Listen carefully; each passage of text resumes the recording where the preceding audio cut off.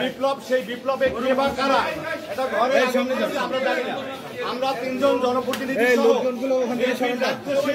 আমরা ওই জানেন 17 বছর পর্যন্ত আমরা জুলুম অন্যায়ের বিরুদ্ধে আন্দোলন করেছি, কিন্তু আজকে আমরা সেই অন্যায় শিকার হয়েছি। এই ঘটনার সাথে আমরা কিন্তু আমাদের দেখবেন এই ঘটনার সাথে আমরা জড়িত কিনা, একদম অন্যায় ভাবে আমাদেরকে এই মামলা আমাদেরকে জামিন দিয়ে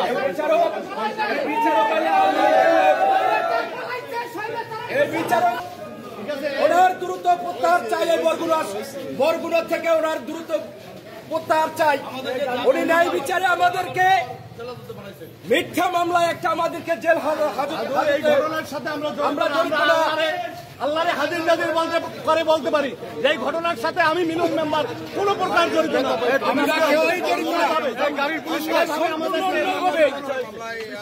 এই শরীয়তুল্লাহ আওয়ামী লীগের লোক, সে আওয়ামী লীগের দোষর।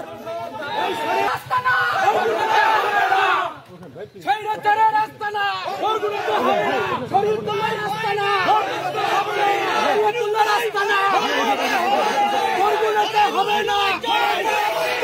শরীয়তুল্লাহ রাস্তা না, শরীয়তুল্লাহ